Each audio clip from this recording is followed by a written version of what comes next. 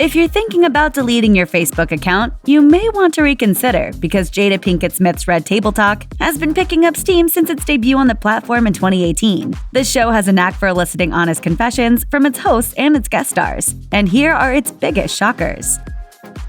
The Kardashian-centric scandal involving pro basketball star Tristan Thompson and model Jordyn Woods erupted in February 2019 and dragged out for months. The gossip was this: Khloe Kardashian's baby daddy, Thompson, was caught at his own house party in Los Angeles allegedly cheating with Woods, who was Kylie Jenner's BFF. The outrage was immediate, sending the Kardashians into a fury. There's a video of Tristan making out with a girl last night. I know, Khloe's gonna die. Woods may have had only one place to go to tell her side of the story: Red Table Talk. I should have gone home after the party. I shouldn't even have been there. Woods is lifelong friends with Jada's son Jaden, so the ladies were already familiar with each other. During the conversation, Woods tried to set things straight about what did and didn't happen with Thompson at that infamous party. Never once was I giving him a lap dance, making out with him, sitting all over him. Woods admitted that she shouldn't have gone to the party but maintained her innocence. She claimed the NBA player did give her a kiss as she was leaving. Afterward, Woods supposedly called the Kardashian clan, admitting, I was honest about being there, but I wasn't honest about the actions that had taken place.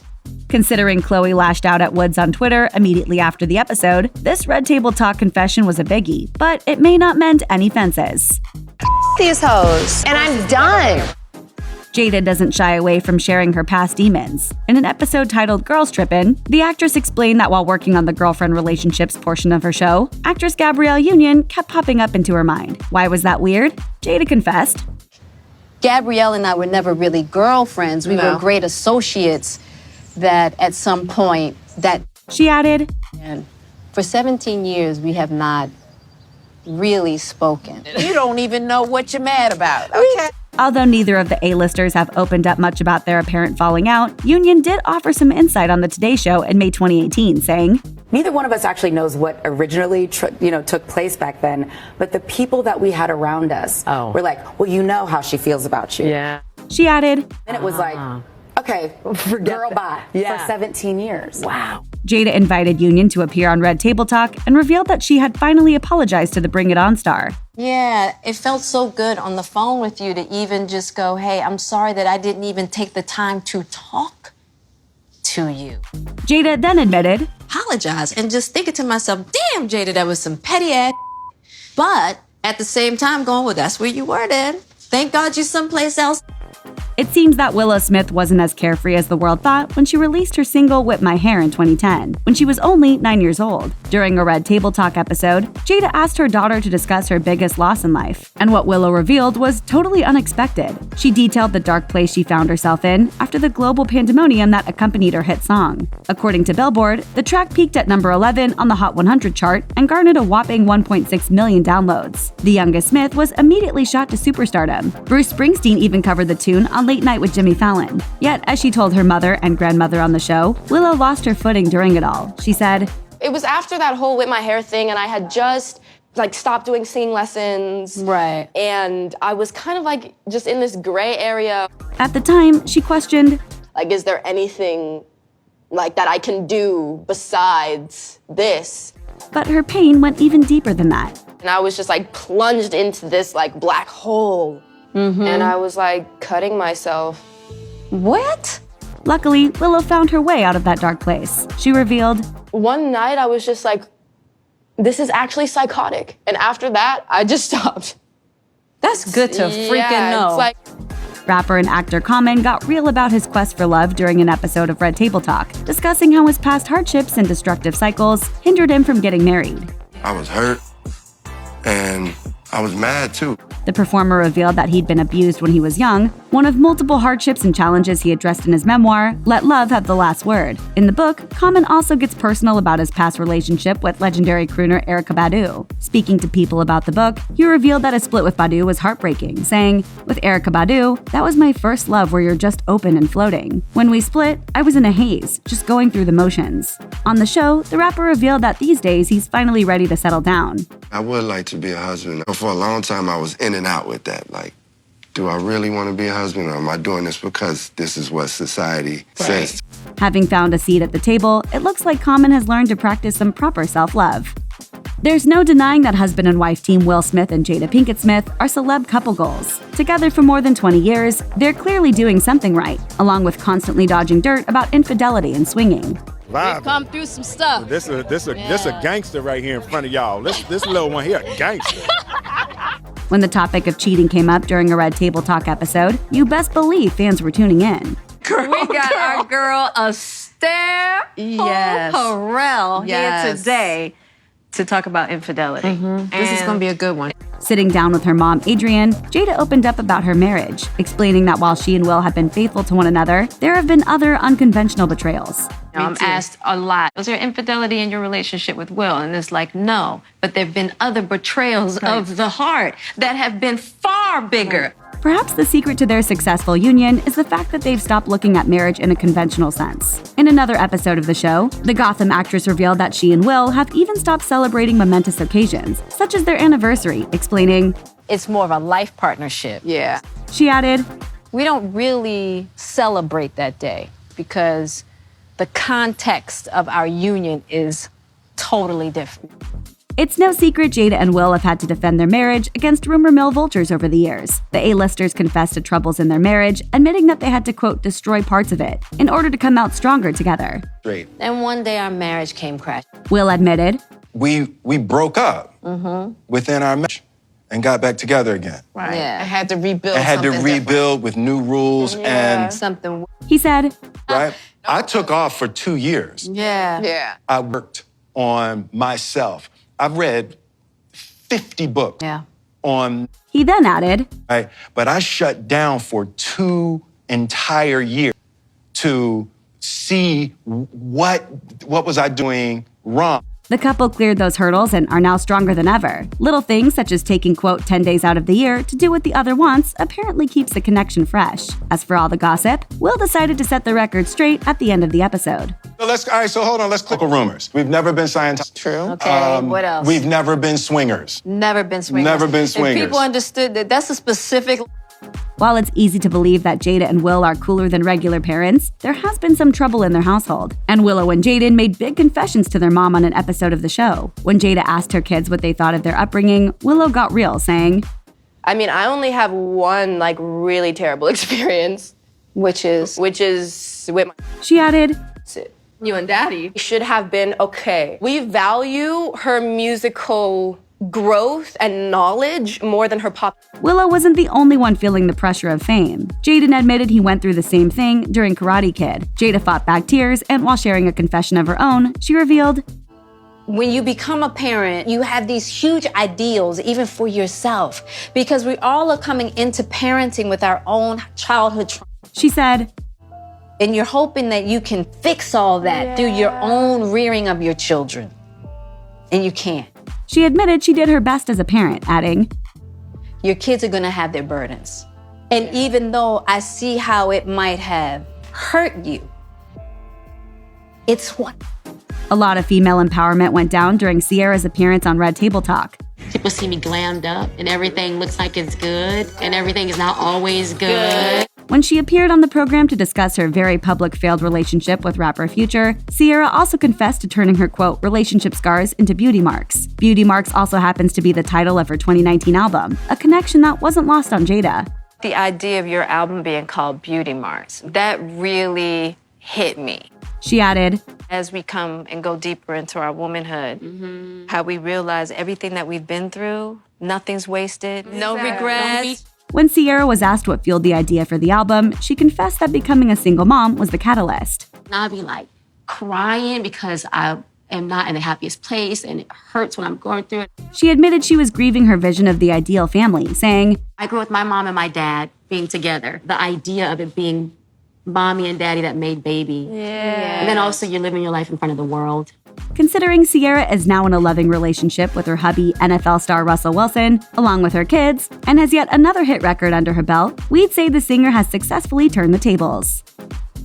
Jada's June 2019 episode of Red Table Talk dove into the topic of polyamory, and she came across the subject when Willow approached her about it. Jada discussed the episode with Jimmy Kimmel, saying, "It's a throuple that Willow was actually following on Instagram. That's how it all came to be. She became very curious about this whole polyamory thing." When Kimmel asked if that was something Willow would be interested in, Jada said, "Possibly, I don't know. Or maybe 4. Listen, she's 18. Who the heck knows what's going to go down?" Jada got personal about her own history at Red Table, saying, "I had a threesome once. I was very, very young. Was it like early 20s. And she claimed she wasn't into it. It just didn't have the level of intimacy. You know, but I tried it once. And I was like, well, that's not for me." But she quickly added, "If I was in love with 2 people, That's another level. That's another level. I could see enjoying a threesome then." The revelation raised eyebrows considering Jada and Will have been plagued in the past by rumors about swinging. During an episode of Watch What Happens Live, the actress addressed that chatter by saying, And I'm like, yo, I wish. one of Jada's most sensitive subjects to date on Red Table Talk was an unfiltered discussion on racial biases that affect her and other women to this day. Telling her viewers the episode would be, quote, as unfiltered as possible, the mother of 2 got introspective about her own biases, openly admitting it's something she needs to work on. She confessed, I do have my own biases, I do specifically too. with blonde women. Blonde hair on white women just triggers me.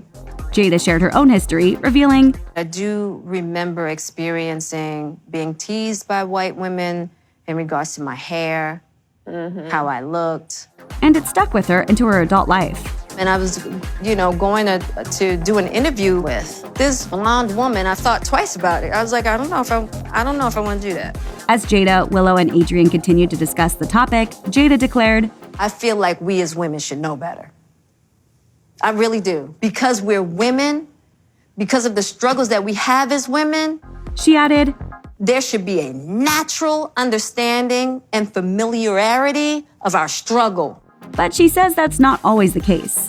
And then to be part of creating more of a struggle for another woman, to me, is criminal. It's clear that Jada hit a nerve and continues to do so with her thought-provoking and genuinely open-hearted series. And that's just real talk. The Duggar family is arguably one of the most compelling clans on reality television for a laundry list of reasons. But most of all, the TLC celebrities continue to hold viewers' attention because of their jaw-dropping size. Whether you like the family or not, there's no arguing that their 21-person family, 32 if you include the grandkids, produces an endless cycle of exciting storylines that keeps viewers coming back for more. Of course, this phenomenon applies to juicy confessions too. Think about it. In soccer team-sized families, it's basically guaranteed that there will be no shortage of shocking admissions to go around. And in the Duggar family's case, they've dropped quite a few truth bombs throughout the years. Cheating ways. It's no secret that the Duggars love to wax poetic about the importance of faithfulness and honesty in marriage. And prior to a shocking moment in August 2015, Josh Duggar was one of the most outspoken proponents of commitment. If you don't believe us, consider the fact that Josh sang a tune about loyalty to his now wife Anna Duggar on their wedding day in September 2008, including the line, "I'll be there until the end with you. I'll do my best to be faithful and true." So it only makes sense that people were downright flabbergasted when in August 2015, Josh admitted to cheating on Anna via the notorious adultery website Ashley Madison. To add insult to injury, Josh carried out his dirty deeds while he was working at the Family Research Council, an organization dedicated to advancing faith, family, and freedom in public policy, according to its website. Hypocritical much? Josh touched on this hypocrisy in his statement on the matter, writing, according to the Duggar family's website, "I have been the biggest hypocrite ever. While espousing faith and family values, I have secretly over the last several years been viewing pornography on the internet, and this became a secret addiction, and I became unfaithful to my wife. I humbly ask for your forgiveness. Please pray for my precious wife Anna and our family during this time. This is just another reminder that nothing is ever what it seems." And that wasn't the only shocking admission to come from Josh Duggar.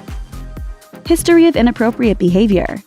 One of the most shocking confessions in Duggar history is when Josh admitted to inappropriately touching his sisters when he was a preteen. Fans learned in May 2015 via police documents that Josh was investigated in 2006 for allegedly molesting 5 underage girls, including at least 2 of his sisters when he was just 14 years old. And shortly after the news broke, Josh gave a statement on the Duggar family's Facebook page. 12 years ago, as a young teenager, I acted inexcusably, for which I am extremely sorry and deeply regret. I hurt others, including my family and close friends. I confess this to my parents, who took several steps to help me address the situation. The incidents reportedly took place in 2002 and 2003, and Josh said that after speaking to his parents, they went to the authorities together. He further wrote in his statement, "We spoke with the authorities where I confessed my wrongdoing, and my parents arranged for me and those affected by my actions to receive counseling. I would do anything to go back to those teen years and take different actions." Needless to say, many fans were stunned by his admission. Not only did it shatter the Duggars' squeaky clean image, but people also struggled to accept that Josh would hurt his own sisters in such a way.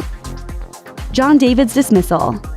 Shortly after Josh admitted to cheating on his wife and the world learned about him inappropriately touching his sisters, his brothers and sisters opened up about the betrayal in a December 2015 episode of Counting On. John David Duggar seemed to be the most disgusted by Josh's behavior. Appearing very solemn in the clip, John David said about his fractured relationship with Josh, "I always wanted to be like him, but one of the toughest things I ever had to tell my older brother was, I don't want to be like you anymore." Essentially, John David felt compelled to diss Josh because he wants to set a good example for his younger siblings. Of course, there's a good chance John David didn't make this confession lightly. The Duggars never shade each other, and he probably knew his shocking declaration would generate headlines. Shots fired. Joy Anna struggled with her parents' faith. On the surface, Michelle and Jim Bob Duggar seem to have a lot of influence over their 19 children. From the Duggar brood's acceptance of Michelle and Jim Bob's strict dating policies to the fact that each child subscribes to their conservative religious views, it might appear that there's little dissent in the family. But before you congratulate Michelle and Jim Bob Duggar getting their kids to drink the Kool-Aid, let us fill you in Joy Anna Duggar's shocking admission that she once grappled with her parents' faith. Yep, Joy Anna went there. While it isn't on the level of Josh's inappropriate behavior, it was nonetheless a shocking revelation. Making matters even more jaw-dropping is that Joy Anna revealed this info while toasting Joseph Duggar at his rehearsal dinner. According to Us Weekly, Joy Anna said, "First of all, I want to say that, Joe, I'm so thankful for you. You really did change my life. Just through my teen years, I think I was having a hard time taking my parents' faith as my own, and you really befriended me as an older brother." Although Joy Anna didn't elaborate on her hard time, it's clear that whatever Joseph said to her did the trick. Not only is Joy Anna now married to Austin Forsyth, a very religious and conservative guy, but she also named her son Gideon after a biblical figure. Cousin Amy was born out of wedlock.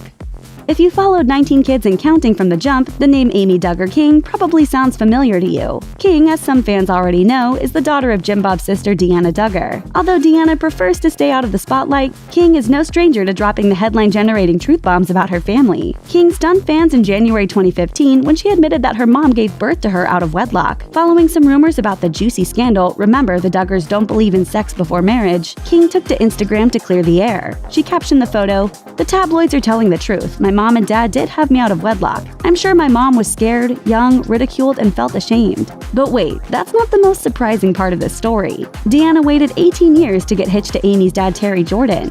And according to Radar Online, Deanna confessed as much in an early episode of what was then called 18 Kids and Counting, saying, "Terry and I knew each other a long time ago, and I got pregnant with Amy. And so we dated each other on and off for quite some time. Then we finally decided, you know what, we need to get married. So we got married. We've been together 3 years. Better late than never, right? But the two split in 2015, so maybe not." Laundry room breakdown. On the surface, Michelle Duggar appears to have her bustling household and parenting duties on lock. From Michelle's calm mannerisms, no matter the situation, to her organizational skills, one would assume she has it all together. Of course, not everything is as it seems, especially where it concerns Michelle's mental state. In a rare moment of candor, Michelle confessed that she lost it a bit during a particularly hard day at Chateau Duggar. According to a blog post she wrote, "It was 1 a.m. in the morning as I stood folding laundry with tears streaming down my cheeks. Feelings of being overwhelmed flooded my mind. I cried aloud, 'Lord, I need your help. I can't do it all. I feel so inadequate. Diapers, dishes, laundry, meals, cleanup, school lessons, baths, hugs, kisses, correction. My list seemed to go on and on.'" Oof, it sounds like Michelle had a lot on her plate. So how did she manage to pull it together? Look no further than her belief in God. Michelle continued in her blog post, "Then it was as if a still small voice said, 'Michelle, it's easy to praise me when things are going good, but are you willing to praise me now?' I said, 'Okay, Lord, I will praise you even now.' In my heart, there was a release as if a burden had been lifted. I finished the laundry at 2 a.m. and went to bed." Well, there you go. Clash of the Sisters. Any Counting On diehard can tell how much the Duggar sisters enjoy one another's company. In fact, the ladies' support for each other is often a focal point of the show. One episode covered how Jana literally assisted in Jessa's delivery of her second son, Henry. That's true love right there, guys. But as kind as Jana and Jessa are to each other now, things weren't always so hunky-dory between them. Jessa said about her surprising sibling rivalry with Jana on an episode of Counting On, I also had a very strong personality, and so I would sometimes protest the ideas that she had. She'd be like, we're gonna do this, and I'd be like, no, we're not. Luckily, that rivalry didn't last forever. We clashed heads a little bit when we were younger, but now that we're older, I don't know, like we work together well. Sometimes she'll take charge of the project, sometimes she'll let me lead. But Jessa might be downplaying how bad things got between them at one point. The Duggar family book Growing Up Duggar has the story. Following an intense period of fighting, Michelle forced the feuding girls to share a bunk bed, bottom for Jessa and top for Jana. Although Michelle intended for her parenting hack to go off without a hitch, Jessa ended up kicking Jana's bed in an effort to terrorize her sister during the night. Harsh. Secret spying. These days, it's not uncommon for people to stalk their love interest via social media prior to dating. But what happens if you aren't allowed on the internet unchaperoned? It's a little hard to creep on your potential significant other when you're not on Instagram. Well, it turns out Jill figured out a way to dig up info on her then-crush Derek Dillard, without being on social media. In a bizarre twist that some people might consider to be jaw-dropping, Jill admitted to listening in on Dillard's phone calls to Jim Bob before they started dating. As it happens, Dillard and Jim Bob were prayer partners before the whole dating Jill thing started, and it required Dillard and Jim Bob to talk on the phone every so often. Jill recalled her spying on the family's website. As my dad got to know Derek, he was really impressed with his godly character. He started telling me about Derek and also told Derek about me. I listened in on a few phone conversations with my dad without Derek knowing I was doing so. Ginger's bad deeds. Out of all the kids in the Duggar family, Ginger Duggar often comes across as the most kind-hearted and upbeat one of the bunch. From kindly counseling her sisters on their fashion concerns, to spending a lot of quality time with her younger siblings, there's a lot that fans admire about the reality star. So it might come as a bit of a shock to Counting On viewers that Ginger committed bad deeds as a preteen. I grew up in a Christian home, of course, and so, but I realized at a young age that I was a sinner. Although it's not exactly clear what these bad deeds are, Ginger felt the need to confess her sinner ways to Jim Bob and Michelle when she was just 14 years old. And I came into my parents and I was like, I really need Jesus because I know that in my own self, I'm not going to be able to get to heaven. Despite being so young, Ginger said she was like anyone else who had sinned. I've done so many bad deeds. I've sinned against God, and I cannot save myself from my sins. And so at that point, I was just like totally broken before God. Sounds intense. Who would have ever suspected that Ginger had such a bad side? Howard Stern has cemented his place as a radio legend over the course of a long and controversial career, perfecting the art of making his guests feel relaxed and prompting them to share very personal stories. In fact, Stern's guests often find themselves answering questions that would never fly in most interviews. Here are some of the most outrageous and shocking celebrity confessions uttered on The Howard Stern Show. Mr. and Mrs. Smith. Jada Pinkett Smith and Will Smith have long been one of Hollywood's most beloved couples. They've been married for more than 2 decades and share 2 kids together, as well as Will's son from a previous marriage. Still, Jada and Will have been the subject of rumors regarding their open marriage. Jada took to Stern's show in 2015 to set the record straight. You gotta trust who you're with. And at the end of the day, right? Yeah. I'm not here to be anybody's watcher. So what does not being Will's watcher mean for their relationship? I'm not the kind of woman that believes that a man is not going to be attracted to other women. I'm just not that girl. Right. And just because your man is attracted to another woman does not mean he doesn't love you. That confession, of course, did nothing to quiet the gossip about this power couple. But hey, whatever their relationship is like, it's clearly working for them. Madonna's lost love. Madonna's dating history includes a lengthy list of well-known men, including Sean Penn, Guy Ritchie, and even Vanilla Ice. But during a show-stopping interview with Howard Stern in 2015, the Material Girl dropped a dating bomb by revealing a previously unknown romantic relationship. The news emerged as Stern was grilling Madonna about her infamous profanity-laced 1994 interview with David Letterman. I was dating Tupac Shakur at the time, and the thing is, he got me all riled up about life in general. So when I went on this show, I was feeling very gangster. That explanation caught Stern totally off guard. I didn't know you dated Tupac That was Shakur. a surprise. That's never been out there, I don't think. Gee, I know. You may not want to burn the bridge that gave you success. Just ask Channing Tatum. In 2015, the actor bashed the studio that gave him a 3-picture movie deal, slamming his role in the 2009 film G.I. Joe: The Rise of Cobra. Look, I'll be honest, I fucking hate that movie. Tatum was brutally honest when he described the quality of the project.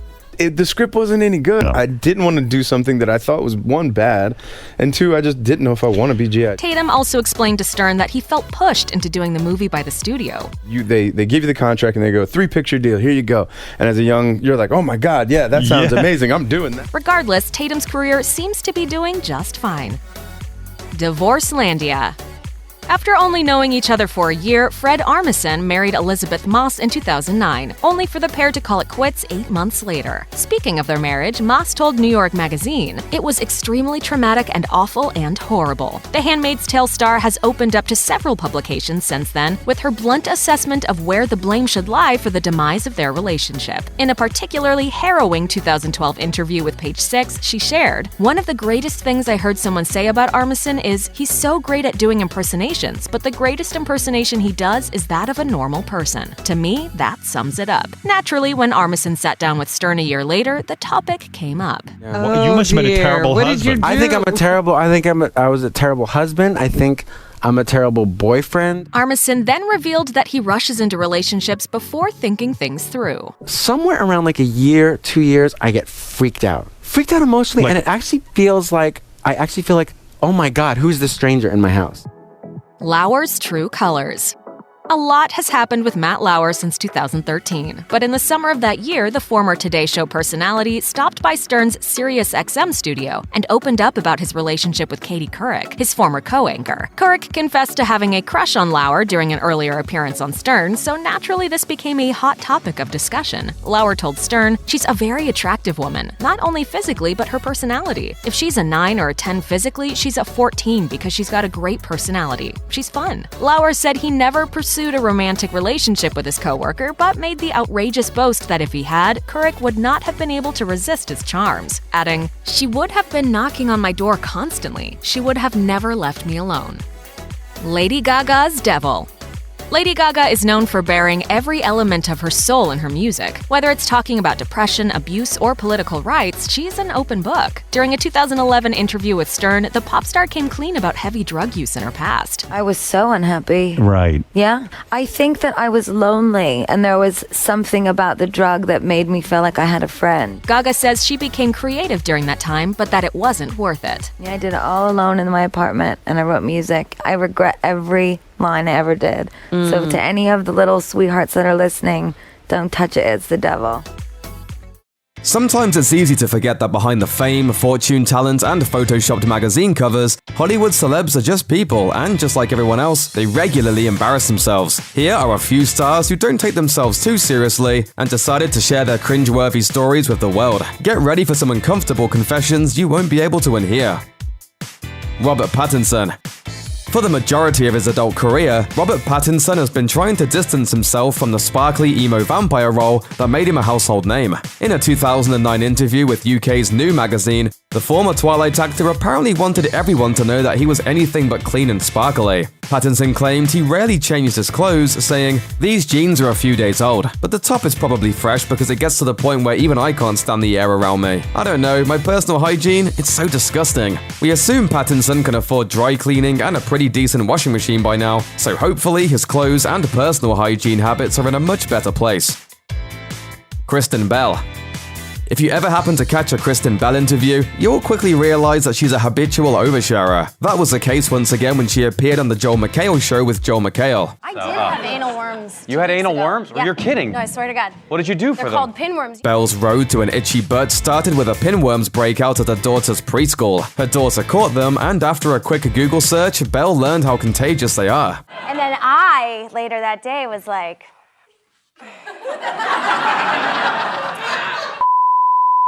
Luckily, the anal worm invasion was defeated by some, quote, chalky nonsense from the drugstore. Was it painful? No, but it's very itchy. Hugh Grant. Back in 1995, when he was dating actress Elizabeth Hurley, Hugh Grant was arrested for lewd conduct after being caught in the act with a prostitute. What the hell were you thinking?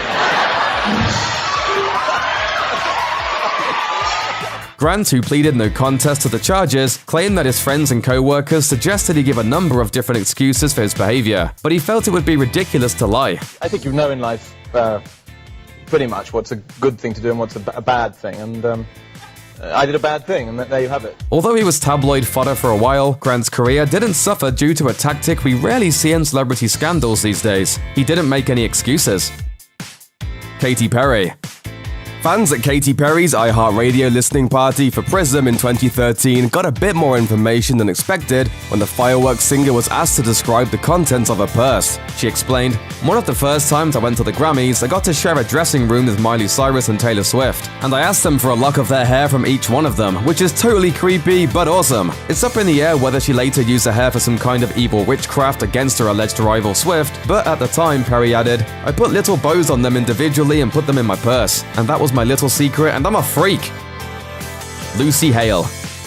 You might know Lucy Hale as a pretty little liar, but apparently she'll tell the truth about her driving skills. The actress told People magazine about a particular night when her boyfriend at the time happened to be telling his family what a bad driver she was. She shared, "I was sticking up for myself, saying I was a great driver, and then I backed up into his aunt's new car. I was humiliated. It was terrible. My boyfriend at the time was like, 'See, I told you.'" This wasn't the first time Hale described her lack of prowess behind the wheel. Back in 2014, she told Fox News she was, quote, "one of the worst drivers," and added, "I don't hit moving objects, I hit stationary objects, and I have a talent for getting parking tickets."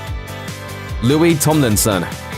While there aren't too many reasons to feel sorry for the superstar members of ex-boy band One Direction, you can feel a little bad for Louis Tomlinson, who at the height of the band's fame received an embarrassing lesson in humility. The singer told 17 that while on a ski trip with Harry Styles, the boys were approached by two people holding a camera. He explained, "We assumed they were going to ask us for a photo, so we stood there with our arms around each other posing. They said, 'No, we want you to take a photo of us.' It was so embarrassing." Hugh Jackman. In an appearance on The Graham Norton Show, Hugh Jackman reminisced about a particularly embarrassing moment on stage as Gaston in the 1996 Australian production of Beauty and the Beast. After drinking too much water before a show, he found himself desperately needing to go to the bathroom, in the middle of a musical number. That's what I realised, the muscles you need to release to sing are the very ones you need to tense to hold on. And I'm thinking, if I sing this note, I'm peeing my pants. If I don't sing this note, I'm humiliated in front of 2,000 people. Being the selfless man that he is, Jackman decided not to let down his audience. Me!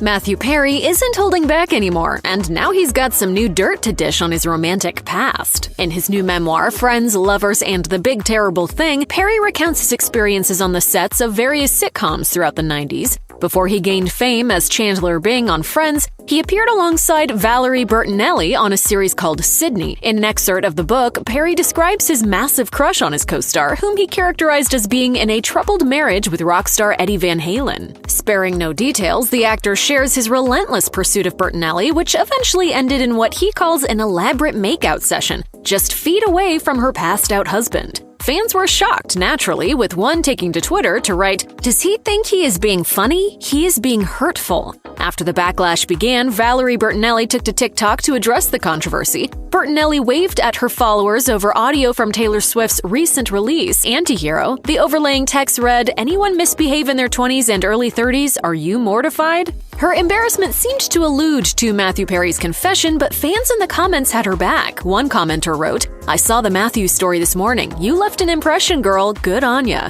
Others shared that they were grateful there were no digital cameras to document their misbehavior during that time in their life. Unfortunately, Perry's memory seemed to have kept careful record. Bertinelli and Eddie Van Halen were married for more than 2 decades before separating in 2001. I trust him implicitly. I mean, and I can't not.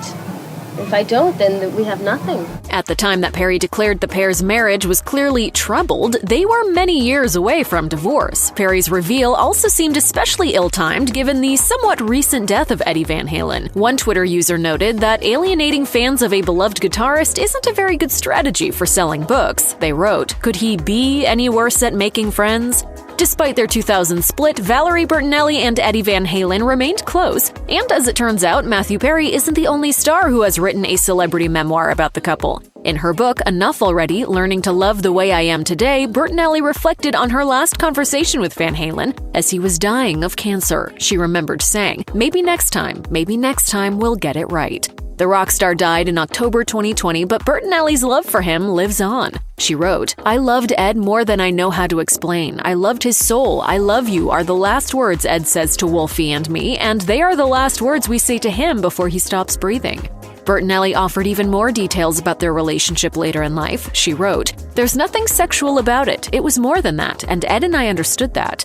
Now, some seem to feel that Perry's statement may have tarnished the legendary love story of Ed and Valerie, but that's not the end of Perry's memoir woes. In an excerpt reported on by Variety, Perry discusses the many losses the acting world has suffered, such as the death of River Phoenix. He notes that the actor, who was once Perry's co-star and good friend, was a beautiful man inside and out, but also bizarrely lamented the fact that the wrong people seemed to be dying. Perry writes, why is it that the original thinkers like River Phoenix and Heath Ledger die, but Keanu Reeves still walks among us? Of course, the internet was quick to take Reeves' side. One Twitter user wrote, in a world full of Matthew Perrys, be a Keanu Reeves. Another pointed out the senselessness of the slight, tweeting, I'm nominating Matthew Perry for Unforced Error of the Year. Perry did ultimately issue an apology via People magazine, but it arguably left something to be desired. He said, I'm actually a big fan of Keanu. I just chose a random name, my mistake. I should have used my own name instead.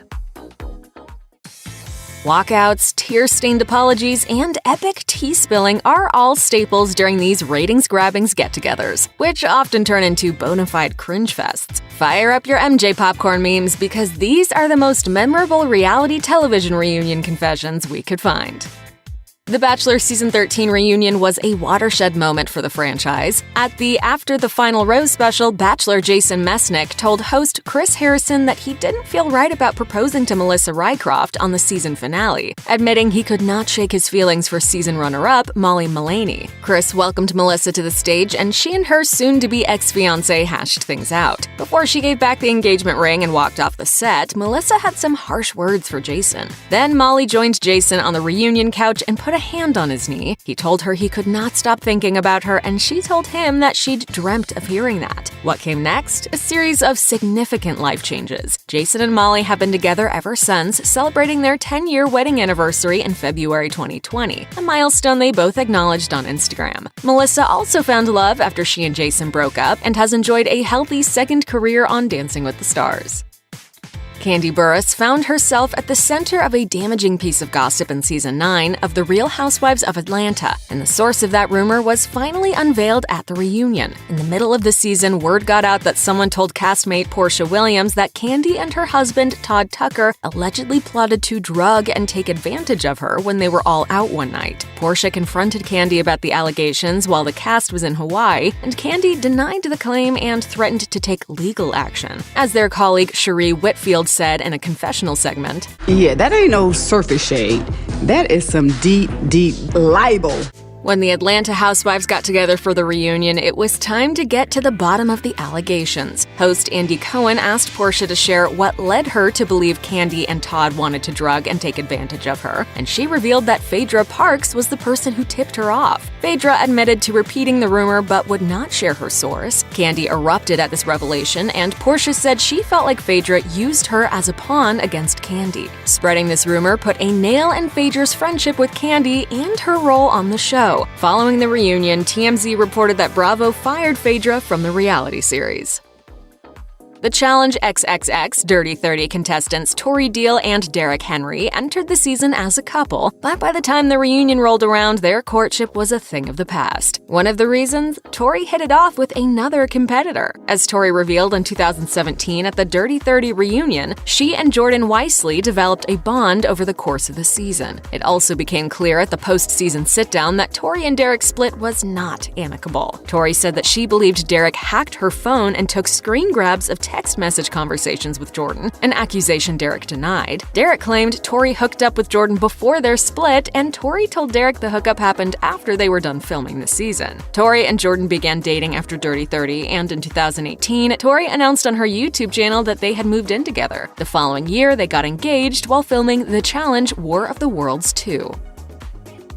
During the reunion special for The Bachelorette Season 15, Chris Harrison invited second runner-up Peter Weber to the stage so they could chat about the infamous fantasy suite date that took place in a windmill in Greece. Prior to the reunion, the world was under the impression that Hannah and Peter were intimate not once, but twice when they were in that windmill. This piece of information first came up when Hannah was discussing one of her heated conversations with soon-to-be eliminated contestant Luke Parker. In a confessional segment, she told the viewers that she and Peter hooked up 2 times during their overnight, and she refused to be shamed for it. Turns out that was not the full truth. At the reunion, Hannah shared that she, quote, was a little dishonest when she spoke about their evening in the windmill. She continued, "Since it's out there, and I did say that there's something that Peter and I did twice, it was actually 4 times. The reunion crowd, which included Peter's thoroughly entertained parents, went wild. Hannah went on to win Dancing with the Stars, and Peter went on to be the star of the next season of The Bachelor, so it seemed like it all worked out for everyone." Monet X Change delivered dozens of iconic lip-sync moments on RuPaul's Drag Race and RuPaul's Drag Race All-Stars, and one of the most memorable happened when she lip-synced to Nicki Minaj's Pound the Alarm against Dusty Ray Bottoms on Season 10. As the song's pre-chorus pulsated, X Change crossed herself, signaling to the judges and audience that she was about to attempt a death-defying stunt. However, when the chorus hit, she gave a little hop, landed on her feet, and waved her hand as if to say, "Not yet." RuPaul and the rest of the judges doubled over in laughter. When she actually jumped into the splits later on in the song, it was all the more satisfying. Both Exchange and Bottoms left it all on the stage that week, making RuPaul's decision all the more difficult. Bottoms' lip sync was great, but it could not trounce Exchange's, a performance that included a costume change, gas mask comedy, and, of course, the split fake-out. At the Season 10 reunion, Exchange revealed the Pound the Alarm stunt was not planned, rather that brilliant bait and switch was just a little something that popped in the future All-Stars champion's head as she was performing. Shut it down, indeed. After Kristen Doute and James Kennedy's relationship imploded on the 3rd and 4th seasons of Vanderpump Rules, there were rumblings that the DJ only pursued Kristen because he wanted to be on the reality show. Kristen herself suspected this was the case, telling Bravo's The Daily Dish in 2015 that she believed he used her to get on the show. She said, "He just did his homework and he knew exactly what he was doing. And he played me right until the point that he got through one whole season, became a primary, and then dropped me." A few days after that interview was released, Kennedy got a chance to respond on Andy Cohen's Watch What Happens Live. Honestly, I found it very preposterous in order for you to be able to say that. I mean, it's not like I was banging her for 4 months and became a primary.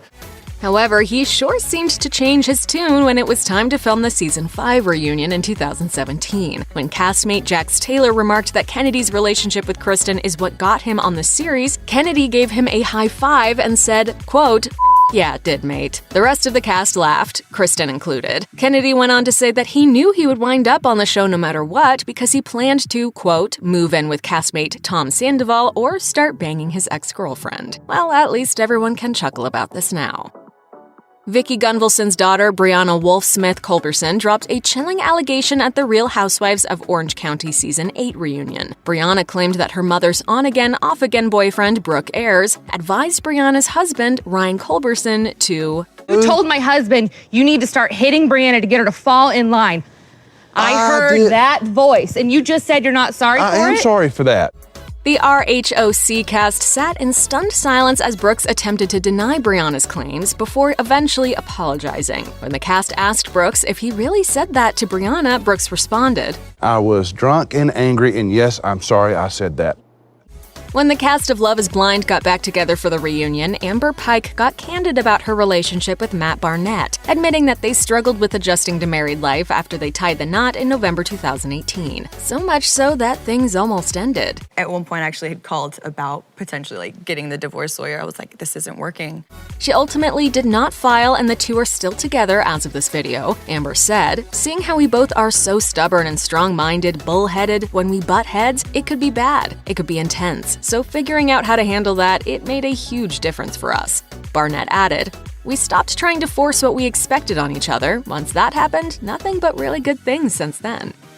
RuPaul's Drag Race Season 6 alum Adore Delano returned to the workroom for All Stars Season 2, but her homecoming did not last long. In the middle of the second episode, Adore bowed out of the competition right before the Snatch Game. It was a decision that caught RuPaul and fans off guard. At the reunion, Adore expressed embarrassment and regret. She said, "Nobody goes on All Stars 2 and is piecing out.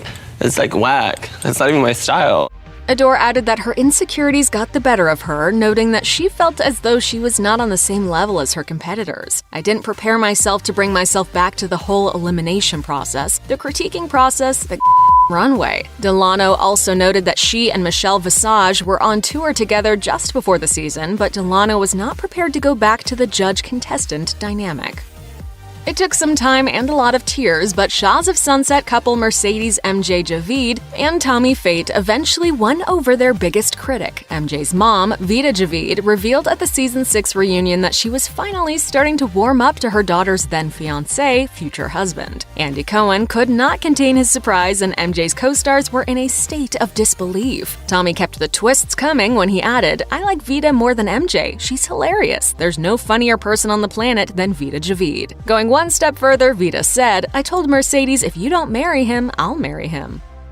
Bachelor in Paradise Season 5 pair, Annalise and Camille, left Sayulita, Mexico as a couple, but the same could not be said after the reunion. As the After Paradise cameras rolled, Camille admitted to Annalise that he did not think he was the right person for her. Unsurprisingly, she was blindsided by their onstage breakup. After the episode aired, Camille admitted to Us Weekly that it, quote, "wasn't the right place to have a breakup, but there's no right place to have a breakup." He went on to tell the outlet that they are still best friends and went hiking together the day after viewers saw them split up on television. Annalise told Extra that it was hard to watch the scene, but she, quote, "of course wants the best for him." Annalise even went so far as to ask everyone to forgive Camille and be kind to him, because there was a lot more to the story that happened behind the scenes. When the Real Housewives of Beverly Hills Season 9 reunion filmed in June 2019, host Andy Cohen took a moment during their lunch break to hop on Instagram Live to spill to friend Anderson Cooper that series stalwart Lisa Vanderpump was not in attendance. Cooper asked if Vanderpump had been there at all for the shoot, and Cohen only offered up a cryptic smile. This piping hot scoop arrived just days after Daily Mail TV released an interview in which Vanderpump said she most likely would not appear on the reunion or return to the series. Even so, it was tempting to hope that Vanderpump would make a surprise reunion cameo and resolve the Puppygate fiasco that ended her friendships with the rest of the cast. Alas, when the reunion episodes premiered the following month, the restaurateur really was nowhere to be found. So Cohen took to social media to confess that Vanderpump no call, no showed. Viewers heard the reunion confession happen while it was happening. She rose to prominence playing Rachel Green in one of the most loved American sitcoms of all time, and then went on to prove herself as a movie star. But Jennifer Aniston has unfairly become just as well known for her love life as she has for her career achievements. Aniston makes no secret of her distrust of the press, but the actress has occasionally opened up about her complicated past relationships. From cheating rumors to fabricated baby dramas, here are Jennifer Aniston's most painful confessions. During an illuminating interview with Vanity Fair in 2005, a newly separated Aniston made a shocking claim about her split from actor Brad Pitt. She had no idea that Pitt might have cheated on her with his soon-to-be girlfriend Angelina Jolie. Aniston claims that when she and Pitt released their joint statement about why they were parting ways, she believed what he said was true. Not long after the divorce was announced, Pitt and Jolie were photographed frolicking together on exotic beaches. The sight was somewhat of a slap in the face to Aniston, who'd gone out of her way to defend her ex when he was accused of being unfaithful. Aniston told Vanity Fair, "I can't say it was one of the highlights of my year. Who would deal with that and say, 'Isn't that sweet? That looks like fun?'" Aniston has been romantically linked to a number of other Hollywood stars over the years, though she's made separating fact from fiction rather difficult by keeping her personal business as far from the press as possible. But one thing's for sure, she knows a thing or two about a breakup. When it comes to coping with a failed relationship, Aniston admits that there are different stages one must go through to heal, as she told Vanity Fair in 2005. When you try to avoid the pain, it creates greater pain. I'm a human being having a human experience in front of the world. I wish it weren't in front of the world. I try really hard to rise above it. The actress insisted she was proud of how well she'd managed to cope, but she was clearly in a dark place after her very public divorce from Pitt, admitting, "Am I lonely? Yes. Am I upset? Yes. Am I confused? Yes." Both parties have to be on the same page for a relationship to function, and this just wasn't the case with Aniston and Pitt, as she revealed to Vanity Fair. You can't force a relationship even if it's your view of how you would like it to be conducted. The actress met Justin Theroux on the set of the 2012 comedy Wonderlust and married him in a secret LA ceremony in August 2015, according to the BBC. In February 2018, they released a joint divorce statement. So what happened this time? According to People magazine, sources claimed Theroux didn't want to give up New York for Los Angeles, and Aniston found life miserable in NYC. The insider revealed they couldn't find common ground that made them both happy. It became exhausting and frustrating. Aniston finally took aim at the press in a powerful essay for the Huffington Post in 2016. In a no-holds-barred piece, she called out the public's ludicrous obsession with her relationship status and whether or not she'd ever be a mom. She wrote in part, "The sheer amount of resources being spent right now by press trying to simply uncover whether or not I am pregnant points to the perpetuation of this notion that women are somehow incomplete, unsuccessful, or unhappy if they're not married with children." Aniston was clearly over it and wanted to make it completely clear that who she is as a woman and actor is far more than the narrow scope through which women are viewed in a highly misogynistic society. She went on to say, "Yes, I may become a mother someday, but I'm not in pursuit of motherhood because I feel incomplete in some way, as our celebrity news culture would lead us all to believe." Aniston's relationship with the press has always been a complicated one, and she has argued that she wouldn't be reported on in the same way if she were a man. She told In Style in 2018, "When a couple breaks up in Hollywood, it's the woman who is scorned. The woman is left sad and alone. She's the failure. F that. When was the last time you read about a divorced, childless man referred to as a spinster?" To her annoyance, the rumors that plagued her when she and Pitt divorced were recycled after she and Theroux called it quits. She added, "The misconceptions are Jen can't keep a man, and Jen refuses to have a baby because she's selfish and committed to her career." Aniston's publicist even had to come out and deny reports she was using Pitt as a shoulder to cry on, calling the story a complete fabrication. True to form, Aniston didn't go into much detail about her separation from Theroux, but what she did say spoke volumes and generated headlines everywhere. First, with all due respect, I'm not heartbroken. And second, those are reckless assumptions. No one knows what's going on behind closed doors.